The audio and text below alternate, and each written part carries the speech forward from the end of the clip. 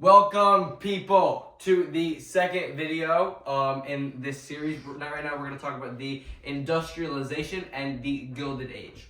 So, we're going to get right into it. The big idea here is that rapid industrial growth created enormous wealth and innovation, but also deep inequality, unsafe working conditions, corporate monopolies, and social unrest. So this is a big This is probably the most era. significant change period of all time, honestly. Yeah, besides like right now. Yeah, besides like technology and AI and Yeah. stuff. This is honestly like, this changed the world. Yeah, this changed the world. We're going to get into how. And last year, Global 10, we talked about how it happened in Britain. It's basically the same thing. Yes. Just a little bit later. Just a little bit later, a different medium, because Britain were the first to do it, and because it was world history last year, we didn't get into how it uniquely affected America, but that's what we're going to do right here.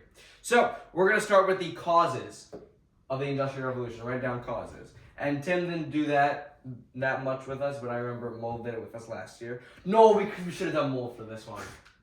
That would have been epic. Oh yeah, wait, sneak peek, we're going to collaborate. We're going to get Mr. Milani Milani Stay tuned. in the video. Stay tuned, so you need to watch every video that means, because one of them might be him. Yeah, you'll never know which one. Okay, so we have abundant natural resources, a big one.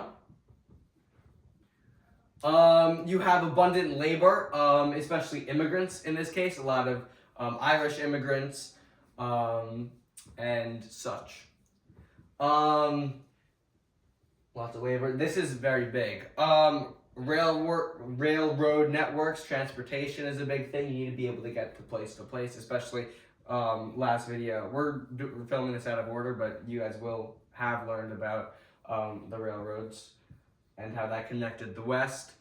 New technologies, and that is like basically what the revolution is all about. Yeah.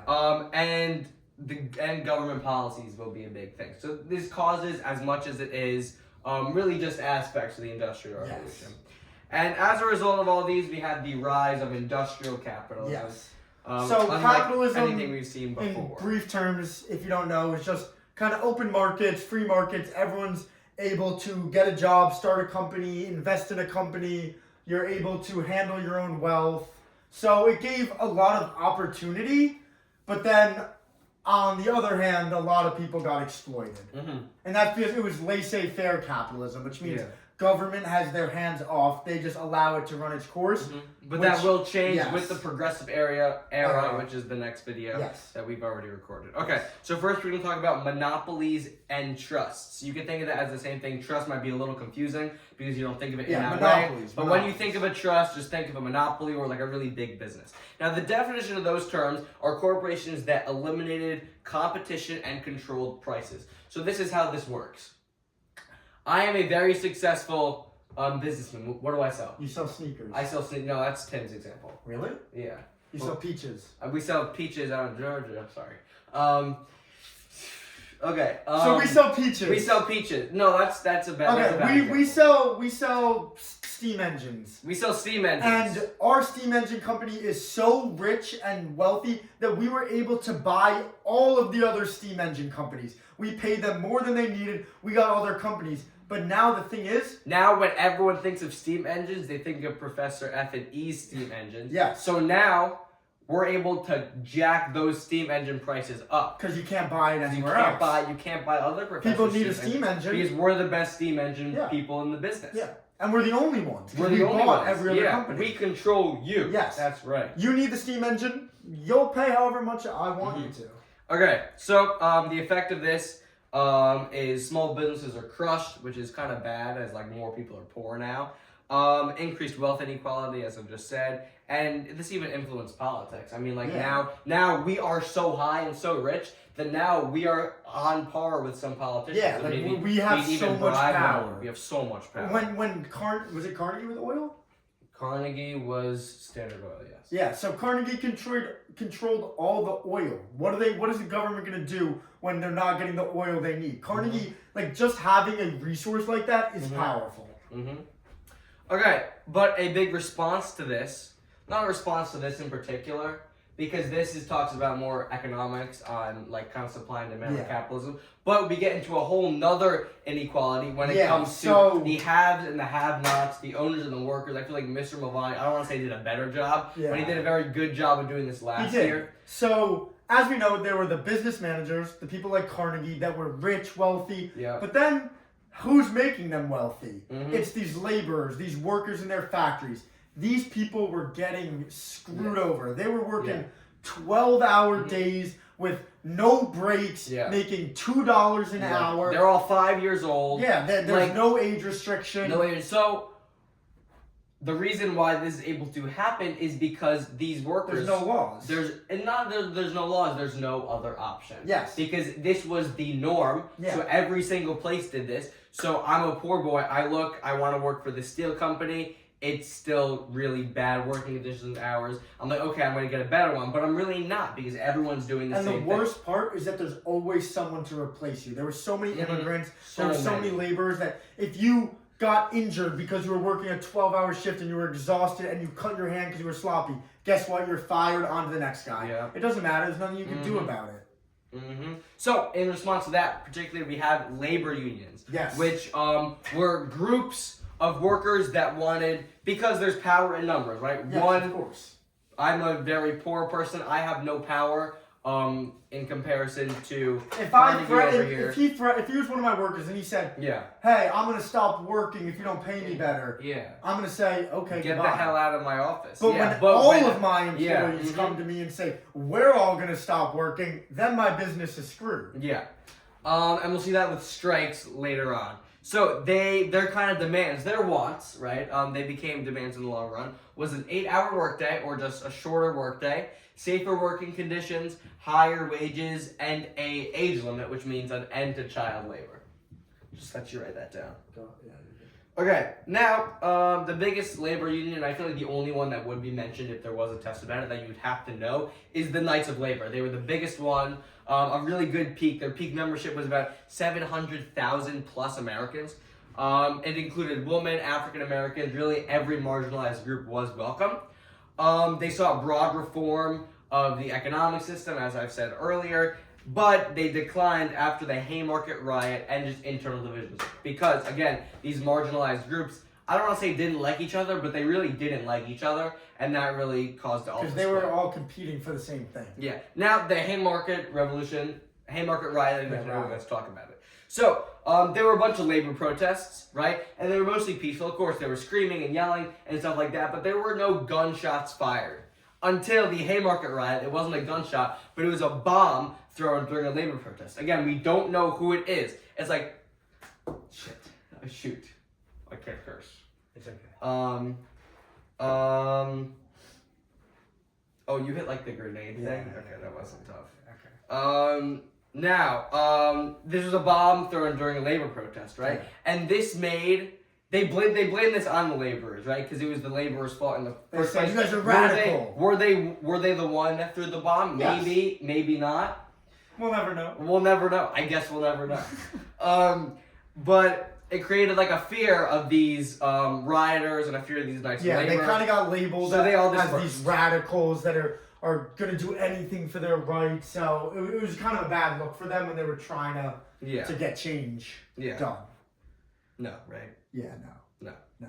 So then we get into the American Federation of Labor. With my brother Samuel Gompers. Sam Gompers. So this was interesting because it organized the skilled workers only. So there's a difference between skilled and unskilled. Skilled is something you need like almost a degree for. You're a lawyer, you're a doctor, you have like a talent and or a skill. And not even lawyers or doctors. I feel like lawyers and doctors are a good example of it in today's society. Yeah. In today's society, a lot of people are skilled. But we also mean like mechanics. Yeah. And you had an actual specific talent. Mm-hmm. Meanwhile, the unskilled workers, they could work in any factory they needed. Lugging they were wood, just moving stuff, like sewing, doing labor. So they didn't have any talents in specific. They were just kind of bodies. Anything that you would need more than a week of preparation for is a skilled worker. So Gompers led the skilled workers, and he focused on practical goals for them. He wanted contracts that like laid out regulations for the jobs. He wanted fair wages. He didn't really have any radical political reform. He was pretty low key. But he excluded a lot of unskilled workers and migrant workers. So they felt like they deserved the same rights as skilled workers, but Samuel Gompers wasn't budging.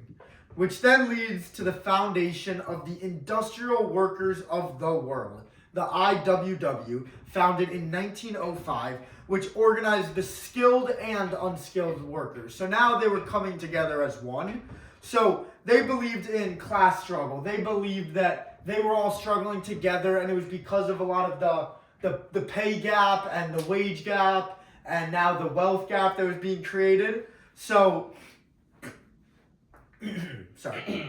They opposed the employing class. They opposed the managers, the bosses, the people that were sitting in their thrones, rich as hell, just watching people sacrifice their lives for your job.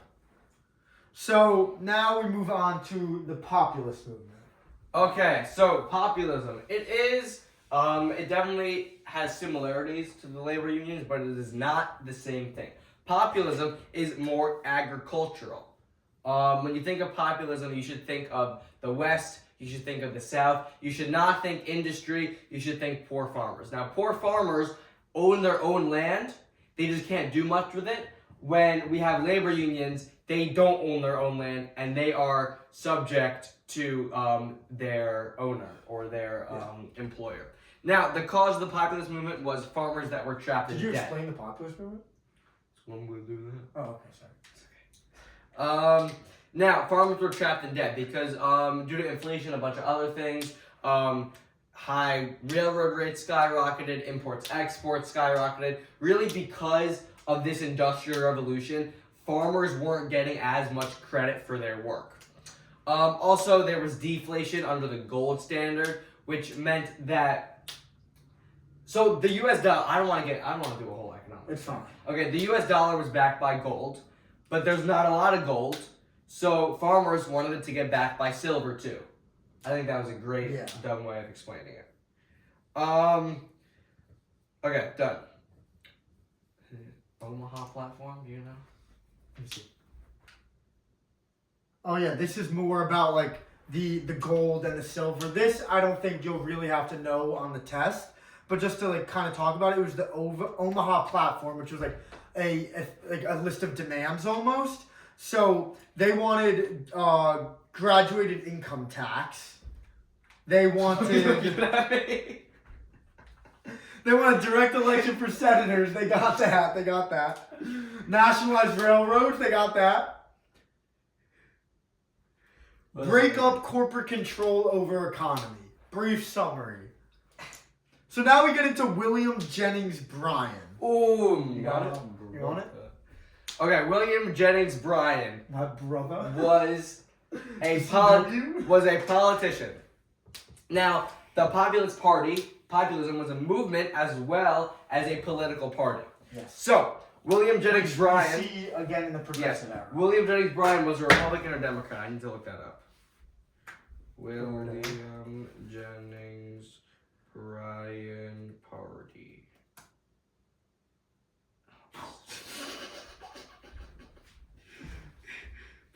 Jeez. That's the answer. You're not gonna find anything else. Yes, I am. He was He was a Democrat. And the People's Party. Okay, well, the People's Party is populism. Yes. The People's Party is populism. Now, William Jennings Bryan thought he was Jesus, and he decided, okay, I'm going to be a united. I'm not joking. I'm going to be a uniting force, and I'm going to unite the Democratic Party and the People's Party, which is populism. Now, this attacked the gold standard, wanting to get backed by silver. You remember his famous Gold Cross speech. Do I know the quote? No, but just know that it was very important. It was very powerful. Very powerful. And people were very moved by it, which allowed the People's Party and the Democratic Party to actually merge. Was this a good idea? No, it was not. It backfired because the People's Party and the Democratic Party were alike in some things, but they were not alike enough that they could coexist. They did not want the same things, so in the end, it all shattered. So just to kind of summarize the Industrial Revolution, so it started off as, it was kind of this learning experience because it had never really happened before. So there wasn't any rules going into it. It was kind of just to see what happens and then we'll adjust, and that's exactly what they did. They saw what was wrong in the next video that you will watch. They saw what was wrong with the system, the exploitation of workers, the wage gap, the wealth gap that was being created, and the presidents that we'll talk about in the progressive era eventually made reform on that. So we see laborers and farmers create organized resistance. We see the government is protecting business because the businesses give them wealth, but that will shift. And then eventually, this is setting the stage for the progressive reform. Thank you so much. Now we're going to go into the westward expansion video where Professor F will very sadly... Well, no. You've already watched that video. Oh, yeah. Yeah. Well, I'm not going to be there. Okay. Love.